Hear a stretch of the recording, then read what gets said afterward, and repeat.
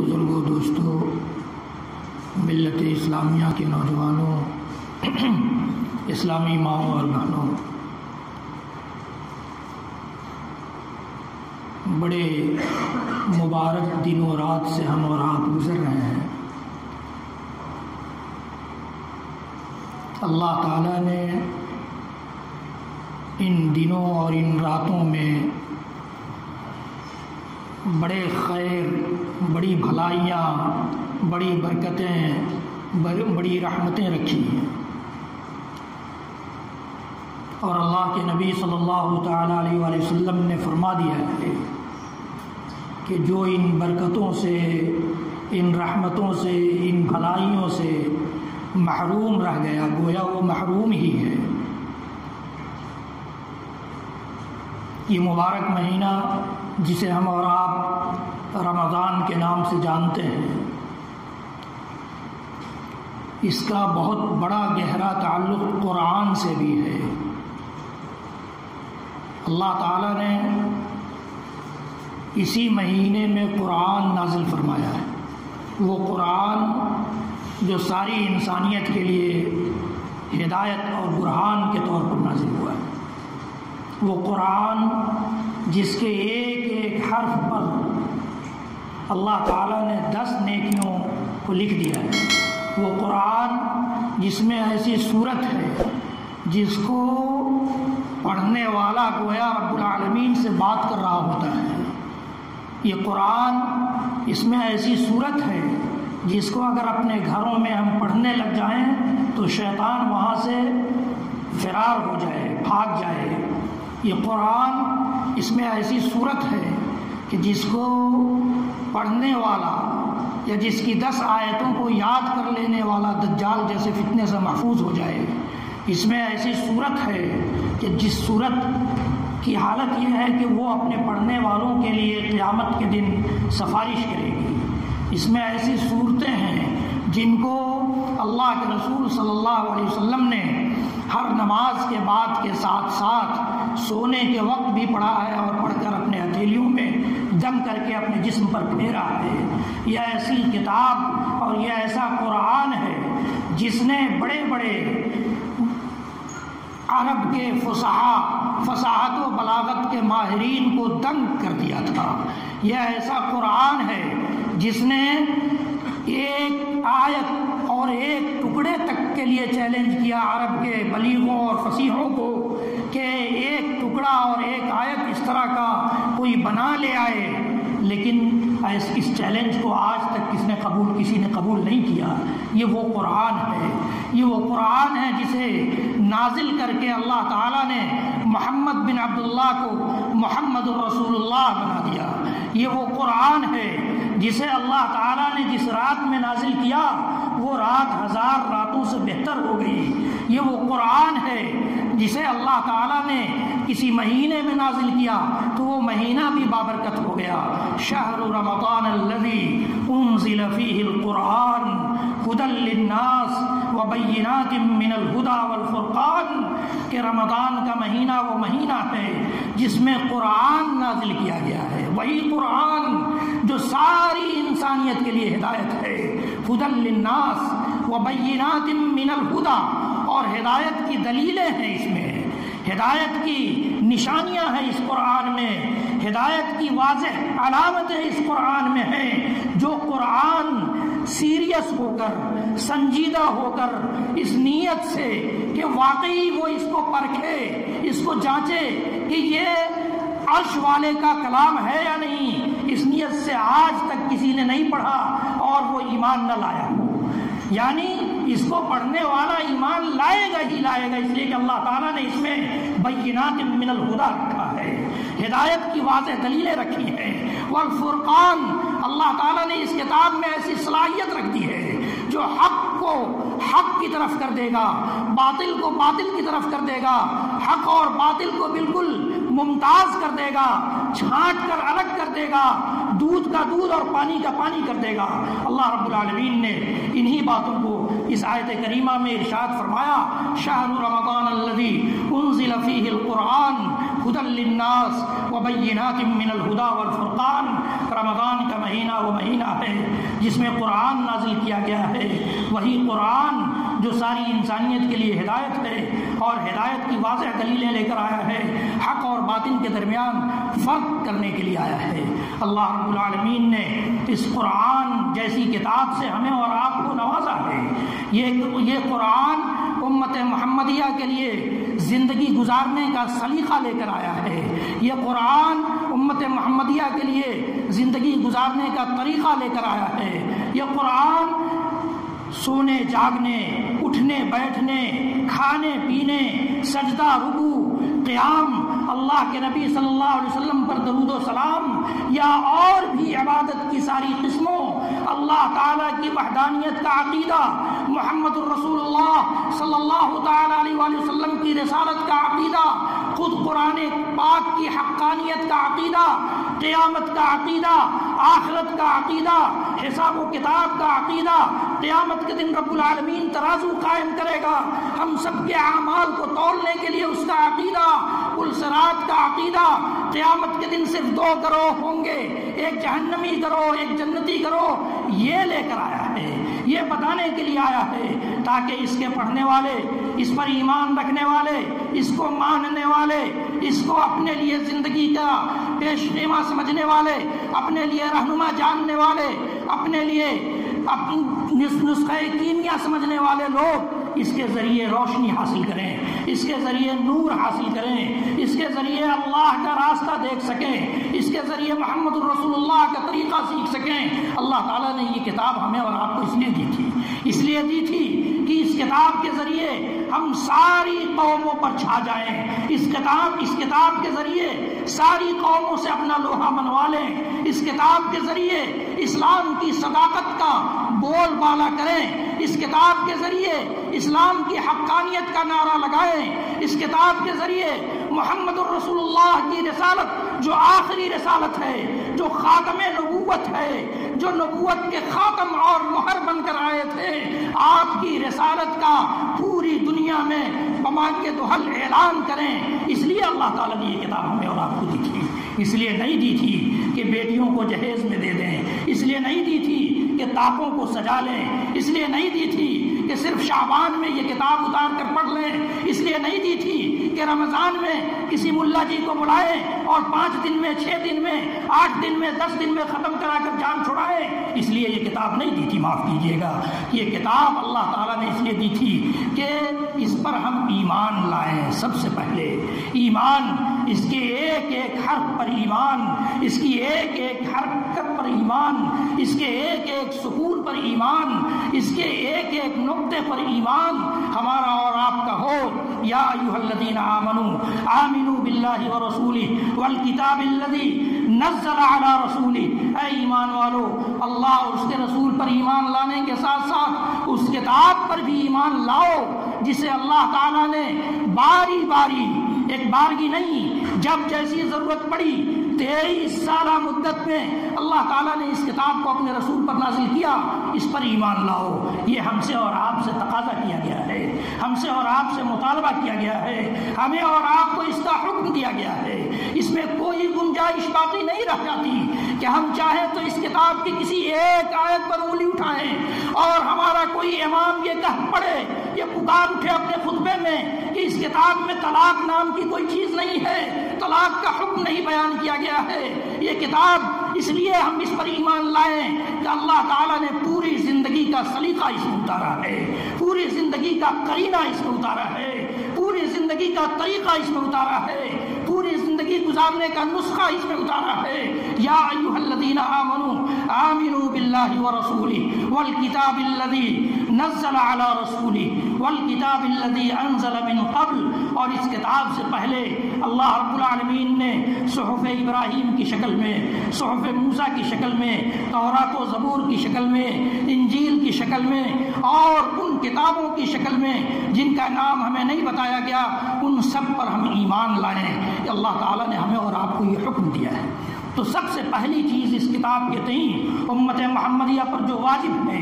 وہ یہ کہ اس پر ایمان لایا جائے جس طرح ایمان لانے کا حق ہے۔ اور جب ہم ایمان لے آئے،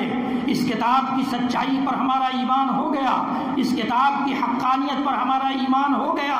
اس کتاب کے ایک ایک حرف کی صداقت پر ہم ایمان لے آئے، تو اب ضرورت اس بات کی پڑی کہ اللہ تعالیٰ کے اس حکم کو تسلیم کیا جائے جو اسی قرآن میں ہے، اتل ما اوحی الیک من الکتاب، کتاب میں سے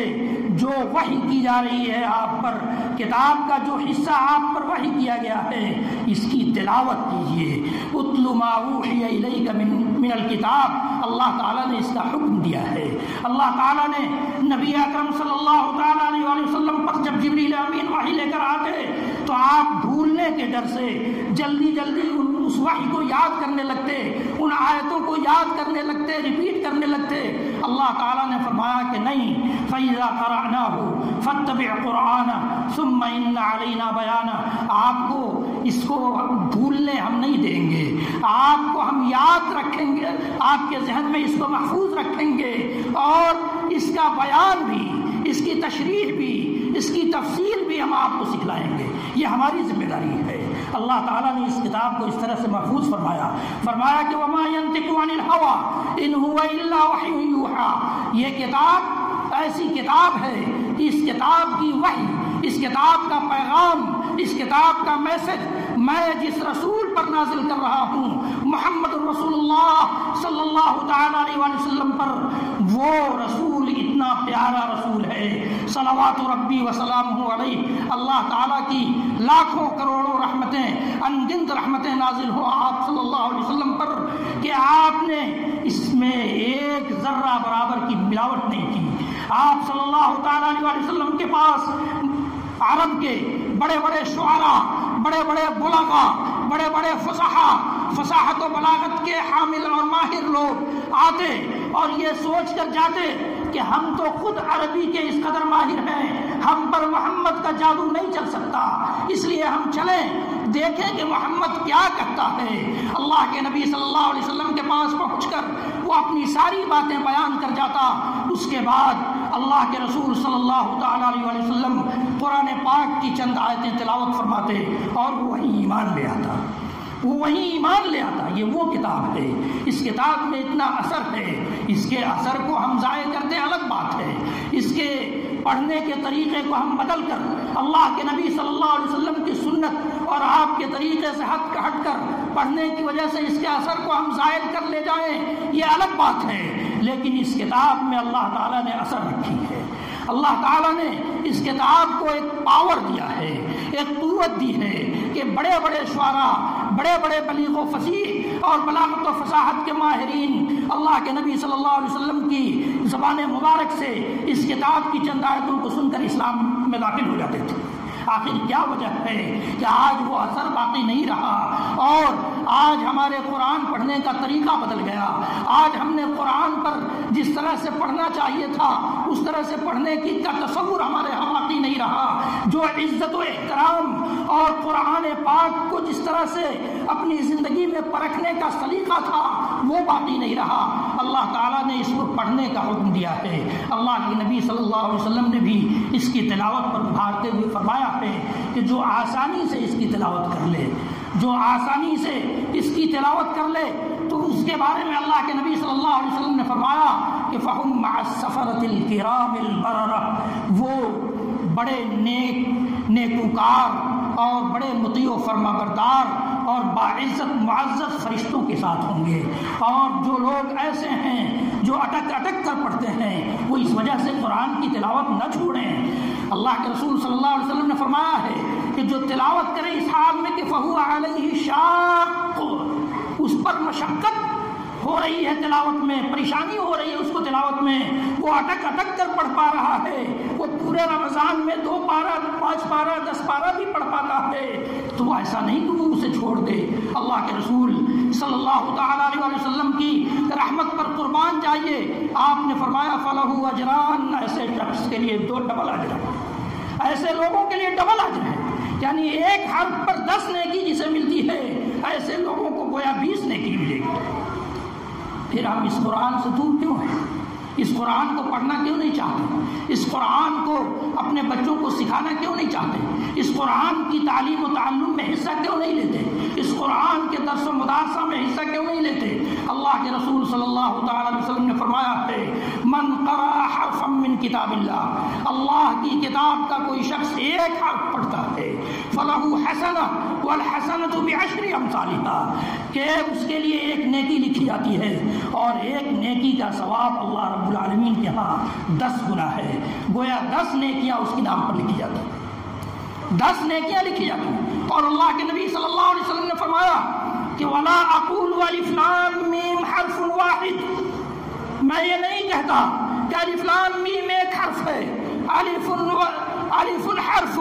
ولام حرف ومیم حرف، الف ایک الگ حرف ہے، لام ایک الگ حرف ہے، میم ایک الگ حرف ہے۔ اور مجھ سے ایک اندلس کے سیریا صومالیہ کے ایک عالم نے بتایا کہ دیکھو عزیز، میرے عزیز سنو، جو اللہ کے نبی صلی اللہ علیہ وسلم نے جو یہ کہا ہے کہ الف میں ایک نیکی، لام میں ایک نیکی، میم میں ایک نیکی، تو الف جب ہم پڑھتے ہیں تو اس میں خود 3 حروف ہیں، الف ہے یعنی حمزہ ہے، لام ہے اور فا ہے۔ اللہ تعالیٰ صرف الف پڑھو گے تو 30 نیکیاں دے گا۔ اللہ تعالیٰ کے دربار میں کمی نہیں ہے، صرف الف پڑھے گا کوئی تو اس کو 30 نیکی، لام پڑھتے ہیں تو اس میں بھی 3 حروف ہیں، لام، الف اور میم، اس پر بھی 30 نیکی، اور میم پڑھتے ہیں تو اس میں بھی 3 حروف ہیں، میم، یا اور میم، اس لیے اس پر بھی 30 نیکی۔ گویا الف لام میم پڑھنے والے کو 90 نیکیاں ملیں گی۔ پھر اس کتاب سے ہم دور ہیں، پھر بھی اس کتاب کے حق کو ہم ماننے کے لیے تیار نہیں ہیں، اس کتاب کے حق کی ادائیگی کے لیے تیار نہیں ہیں۔ اللہ تعالیٰ نے یہ کتاب اس لیے نازل کی تھی کہ ایمان کے ساتھ ساتھ اس کو پڑھا بھی جائے، اس کی تلاوت بھی کی جائے۔ رمضان کا مبارک مہینہ وہ مہینہ ہے جس میں اللہ کے نبی صلی اللہ تعالیٰ علیہ وآلہ وسلم جبریل امین کے ساتھ قرآن پاک کا دور فرمایا کرتے تھے، جبریل امین کو سناتے تھے قرآن، اور جس سال آپ کی وفات ہونی تھی آپ نے اس سال 2 بار سنایا جبریل امین کو قرآن۔ آپ تصور کیجئے ہم اور آپ کتنی بار پڑھتے ہیں؟ کیا ہمیں اور آپ کو سونے سے اور افطار کی مارکیٹنگ کرنے سے اور آخری عشرے میں عید کی مارکیٹنگ کرنے سے فرصت ہے؟ وہ آخری عشرہ جس میں اللہ کے نبی صلی اللہ علیہ وسلم بقیہ 20 دنوں سے کئی گنا زیادہ محنت اور عبادت کیا کرتے تھے۔ یہ قرآن اس لیے آیا تھا کہ ہم اس پر ایمان لانے کے ساتھ ساتھ اس کی تلاوت بھی کریں اور پھر سمجھنے سمجھانے کا ماحول بنائیں، سمجھنے اور سمجھانے کا ماحول بنائیں۔ قرآن پاک کا ترجمہ ہمارے گھر میں موجود ہے، چاہے اردو زبان آپ جانتے ہوں، چاہے انگریزی زبان جانتے ہوں، چاہے ہندی زبان جانتے ہوں، یا دنیا کی مختلف زبانوں میں قرآن پاک کا ترجمہ ہو چکا ہے، اور ترجمہ کرنے والوں نے ترجمہ اسی لیے کیا ہے تاکہ جس زبان کا وہ ترجمہ ہے اس زبان کے جاننے والے یہ جان سکیں، اس زبان کے پڑھنے والے کو یہ جان سکیں کہ اللہ کا پیغام ان کے نام کیا ہے۔ پھر بھی یہ کہا جانا کہ قرآن ہر ایک کے سمجھنے کی چیز نہیں ہے تو ان لوگوں نے گویا بیوقوفی کا کام کیا تھا۔ کیوں ترجمہ کیا تھا؟ ترجمے کی ضرورت کیوں پڑی؟ عربی زبان میں تفسیریں لکھی گئی ہیں قرآن پاک کی، لوگوں نے اپنے سے سمجھنے کی کوشش کی، گمراہ ہوئے۔ صحابہ میں سے کچھ لوگوں نے کہا کہ اللہ کے رسول ہم نے روزے کا مطلب یہ سمجھا ہے، یا اللہ تعالیٰ نے جو خیط الابیض اور الخیط الاسود کی اصطلاح استعمال کی ہے، ٹرم استعمال کیا ہے قرآن میں، اس کا مطلب یہ ہے کہ میں کالا اور سفید دھاگا اپنے سرہانے رکھ کر سوتا ہوں، جب تک کالا اور سفید دھاگے میں تمیز نہ ہو تب تک ہم سحری کریں۔ یہ اللہ کے رسول صلی اللہ علیہ وسلم نے فرمایا کہ نہیں، اس کا یہ مطلب نہیں ہے، اس کا مطلب صبح صادق ہے۔ تو قرآن کو سمجھنے میں ہم آزاد بھی نہیں ہیں، قرآن کو سمجھنے میں آزاد بھی نہیں ہے۔ قرآن کو سمجھنا ہے نبی اکرم صلی اللہ علیہ وسلم نے اپنے صحابہ کو جس طرح سمجھایا اس طرح سے سمجھنا ہے۔ اللہ کے نبی صلی اللہ علیہ وسلم نے کسی بھی کونے کو باقی نہیں رکھا، کسی بھی گوشے کو باقی نہیں رکھا، سب سمجھایا ہے اپنے صحابہ کو اور اسی طرح سمجھنا ہے۔ گویا ترجمہ بھی قرآن پاک کا وہی ترجمہ ہمارے اور آپ کے درمیان ہونا چاہیے یا پڑھا جانا چاہیے جس ترجمے میں زیادہ سے زیادہ حوالہ یہ ملتا ہو کہ اللہ کے رسول صلی اللہ علیہ وسلم نے اس آیت کی تفسیر یہ کی ہے، اللہ کے نبی صلی اللہ علیہ وسلم نے اس آیت کی تشریح یہ کی ہے، اللہ کے نبی صلی اللہ علیہ وسلم نے اس آیت کا مراد یہ بتایا ہے، اس آیت کا مفہوم یہ بتایا ہے۔ ایسا ہی ترجمہ ہمارے اور آپ کے درمیان پڑھا جانا چاہیے۔ تو ترجمے ہیں، ترجمے کے ساتھ پڑھیے، سمجھیے۔ اللہ تعالیٰ نے فرمایا کہ افلا یتدبرون القرآن ام علی قلوب اقفالها، کیا لوگوں کے دلوں پر تالے پڑ گئے ہیں، یہ قرآن سمجھنے کی کوشش کیوں نہیں کرتے؟ پھر بھی ہمارے ممبر و محراب سے یہ کہا جائے کہ قرآن ہمارے سمجھنے کی چیز نہیں ہے۔ قرآن خود کہے ایک ہی صورت میں چار بار وَلَقَدْ يَسَّرْنَا الْقُرْآنَ لِلذِّكْرِ فَهَلْ مِن مُّدَّكِرٍ وَلَقَدْ يَسَّرْنَا الْقُرْآنَ لِلذِّكْرِ فَهَلْ مِن مُّدَّكِرٍ وَلَقَدْ يَسَّرْنَا الْقُرْآنَ لِلذِّكْرِ فَهَلْ مِن مُّدَّكِرٍ وَلَقَدْ يَسَّرْنَا الْقُرْآنَ لِلذِّكْرِ فَهَلْ مِن مُّدَّكِرٍ، ہم نے قرآن کو آسان کیا ہے ذکر کے لیے، ہے کوئی ذکر کرنے والا؟ ہم نے قرآن کو آسان کیا ہے ذکر کے لیے، ہے کوئی اس کے ذریعے نصیحت حاصل کرنے والا؟ ہم نے قرآن کو آسان بنا دیا ہے نصیحت سیکھنے کے لیے، ہے کوئی اس سے نصیحت سیکھنے والا؟ کیوں کہا ہے رب العالمین؟ اگر یہ سمجھ سے باہر کی چیز تھی تو پھر اللہ تعالیٰ یہ نہیں کہتا۔ تو ہمیں اور آپ کو اس کے سمجھنے سمجھانے کا ماحول بنانا چاہیے، سمجھنے سمجھانے کا کوئی درس، کوئی پروگرام اس طرح کا ہو جہاں قرآن پاک کی بات ہو، قرآن پاک کو سمجھنے سمجھانے کی بات ہو، قرآن پاک کی